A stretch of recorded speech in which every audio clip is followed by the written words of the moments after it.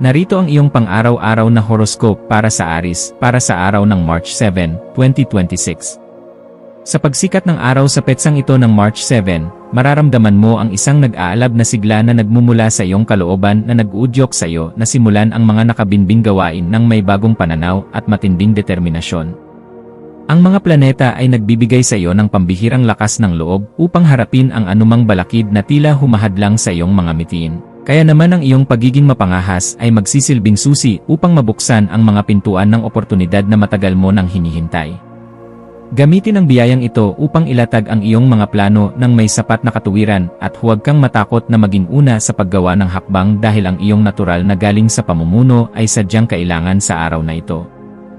Pagdating sa iyong karera at mga tungkulin sa trabaho, ang araw na ito ay nagdadala ng isang mahalagang pagkakataon kung saan ang iyong bilis sa paggawa at ang iyong dedikasyon sa pagkamit ng tagumpay ay lubos na kikilalanin ng iyong mga kasamahan at nakatataas. Mapapansin nila ang iyong pagiging maingat sa pagpapatupad ng mga bagong ideya at ang iyong kakayahan na magbigay ng solusyon sa mga komplikadong problema sa isang kisap mata lamang. Kaya asahan na ang iyong pangalan ay mababanggit sa mga usaping may kinalaman sa promosyon o dagdag na responsibilidad. Huwag kang mag-atubiling ipakita ang iyong galing sa pag-organisa ng mga proyekto dahil ang iyong metodikal na paraan ay magbibigay ng kagaanan sa daloy ng trabaho para sa lahat ng iyong kasama sa inyong kumpanya. Sa usaping pananalapi, ang araw na ito ay humihingi ng isang matalinong pagsusuri sa iyong mga nagawang budget upang masiguro na ang bawat sentimo ng iyong kita ay nailalagak sa mga bagay na may tunay na pakinabang at hindi sa mga pansamantalang bugso ng damdamin. Maaaring may lumitaw na oportunidad para sa isang negosyo na nangangailangan ng iyong mabilis na desisyon. Ngunit kailangan mong maging mabusisi sa bawat detalye at basahin ang bawat dokumento bago mo ibigay ang iyong pagsang-ayon sa anumang transaksyong digital. Ang pagiging masinop sa iyong mga gastusin at ang pag-iwas sa pagbili ng mga bagay na wala sa iyong listahan ay magbibigay sa iyo ng sapat na seguridad upang mapangalagaan ang iyong yaman ng may ganap na kagaanan sa loob ng iyong puso. Ang aspeto ng pag-ibig at pakikipag-ugnayan ay nasa isang yugto ng matinding pasyon at malalim na pagkakaunawaan kung saan ang iyong puso ay naghahangad ng isang relasyon na may sapat na respeto sa iyong kalayaan at sa iyong pagnanais na lumago bilang isang individual. Ang pagpapakita ng iyong pagmamahal sa pamamagitan ng direktang pakikipag-usap o ang pagsasagawa ng isang biglaang pakikipagsapalaran kasama ang iyong katuwang ay lalong magpapatatag sa inyong ugnayan sa bawat sandali ng inyong pagsasama. Para sa mga naghahanap pa ng makakasama, ang iyong matikas na aura at ang iyong pagiging totoo sa iyong sarili ay magsisilbing magnet para sa mga taong naghahangad ng isang partner na may matibay na paninindigan at marunong magpahalaga sa tunay na dangal ng pagkatao. Ang iyong kalusugan ay dapat maging isa sa iyong mga pangunahing prioridad sa pamamagitan ng pagbibigay ng sapat na atensyon sa iyong pisikal na kondisyon at sa iyong emosyonal na kalagayan na maaaring makaramdam ng pagod dahil sa iyong matinding pagtutok sa mga gawain. Ang iyong katawan ay humihiling ng sapat na ehersisyo at mga pagkaing nagpapabuti sa iyong metabolismo upang mapanatili ang iyong ningning habang tinatapos mo ang iyong mga obligasyon ng may sapat na lakas at sigla sa bawat kilos. Ang pagsasagawa ng mga gawaing nagpapalakas ng iyong stamina o ang simpleng pagtakbo sa umaga ay makakatulong upang mailabas ang mga negatibong vibes at mapalitan ito ng sariwang inspirasyon na magpapatibay sa iyong buong sistema sa maghapon.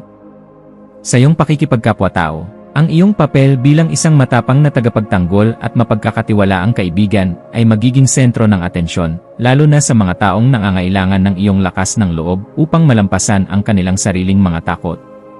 May isang tao na maaaring lumapit sa iyo upang humingi ng tulong tungkol sa kung paano magkakaroon ng mas maayos na paninindigan sa buhay, at ang iyong mga salita ay magsisilbing gabay na magbibigay sa kanila ng bagong direksyon at katuwiran.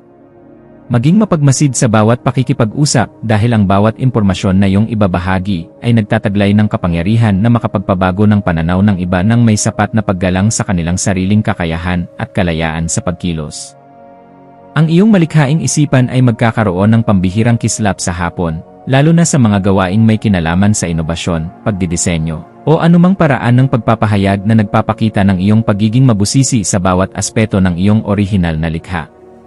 Huwag mong limitahan ang iyong sarili sa mga lumang pamamaraan lamang, bagkus ay subukan ang mga makabagong estilo na magpapakita ng iyong galing habang pinapanatili ang kalidad at dangal ng iyong mga gawa para sa iyong sariling kaganapan. Ang pagbuo ng isang bagay na may layuning magbigay ng kagaanan at bagong solusyon sa marami ay nagbibigay sa iyo ng ganap na tagumpay na sadyang napakahalaga para sa iyong emosyonal na pag-unlad bilang isang mahusay na individual. Para sa pamilya, asahan ang isang kaganapan sa loob ng tahanan na mangangailangan ng iyong pagiging mahinahon upang maging maayos ang takbo ng inyong samahan sa kabila ng mga posibleng maliliit na hindi pagkakaunawaan tungkol sa mga gawain o responsibilidad. Ang iyong presensya ay magbibigay ng kagaanan dahil kaya mong magpaliwanag sa paraang madaling intindihin at may sapat na pagkilala sa nararamdamang pangangailangan ng bawat miyembro ng iyong pamilya sa bawat oras ng inyong pagsasama-sama. Maging mapagpatawad sa mga pagkukulang ng iyong mga mahal sa buhay at maging isang gabay na laging handang tumulong sa pag-aayos ng anumang aberya, dahil ang matatag na pundasyon sa loob ng tahanan ang tunay mong sandigan sa bawat pagsubok na dadaan. Ang iyong intuwisyon ay magsisilbing isang matalas na kumpas sa pagpapasya tungkol sa isang bagong oportunidad na may kinalaman sa iyong personal na pag-unlad o sa pagpapaganda ng iyong sariling kasanayan sa pakikipag-ugnayan sa mga taong may matibay na paninindigan. Kung may nararamdamang udyok na simulan ang isang bagong hilig o bumili ng mga kagamitan na magpapataas ng iyong pagiging produktibo sa trabaho, gawin ito ngayon dahil ang daloy ng enerhiya ay pabor sa mga gawaing nagdadala ng bagong simula. Ang iyong panloob na boses ay malakas na nagpapaalala na handa ka na para sa isang mas mataas na antas ng kaganapan sa iyong pagkatao, kaya pakinggan ito at huwag hayaang ang mga alinlangan ay humadlang sa iyong asenso.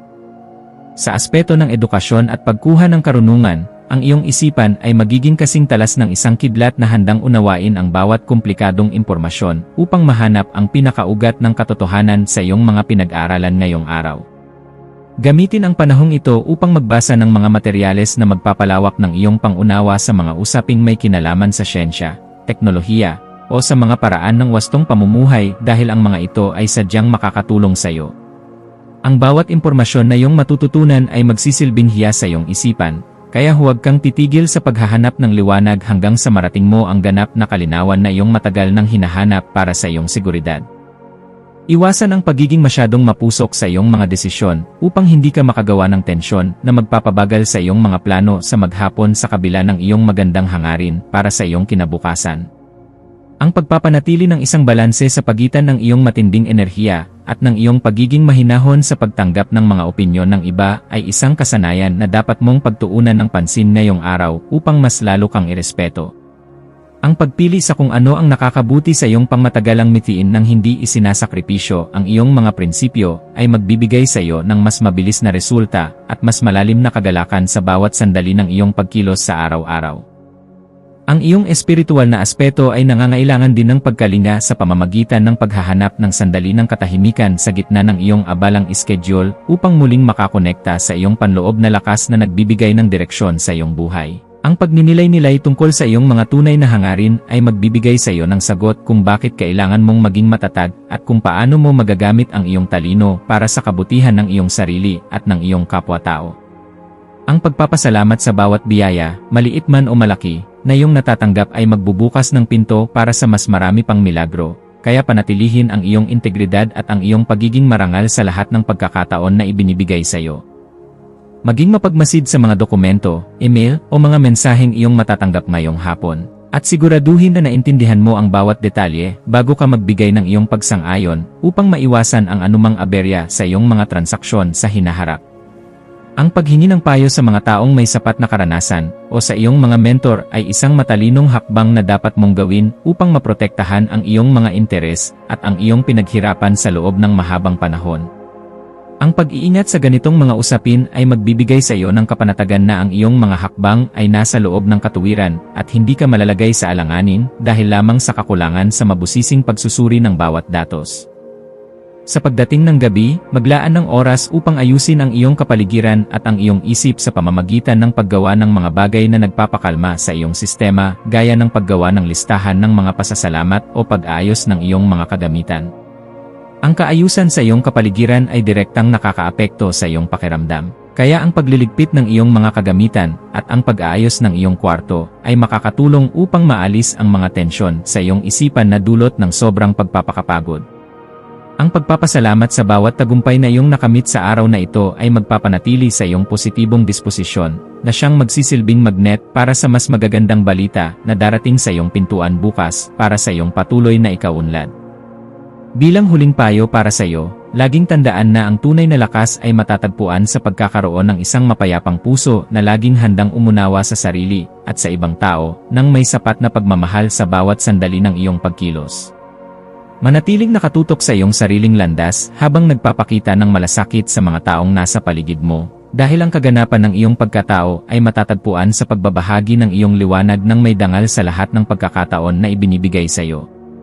Hayaang ang liwanag ng karunungan ang maging gabay mo sa pagtahak sa daan ng iyong mga adhikain, at maniwala ka na sa bawat pagsusumikap mo na magpakita ng kabutihan, mayroong magandang bukas na naghihintay para sa iyo. Ang iyong mga maswerteng numero para sa araw na ito ay 1, 9, at 19. Ang iyong maswerteng kulay ay pula o kahel na sumisimbolo sa tapang at sigla, at ang maswerteng gawain para sa araw na ito ay ang paglulunsad ng isang bagong proyekto, ang pakikipagkarera sa iyong sariling record sa ehersisyo, o ang pagsasaayos ng iyong mga mithiin para sa buong buwan upang masiguro na ikaw ay nananatili sa tamang landas patungo sa iyong tagumpay.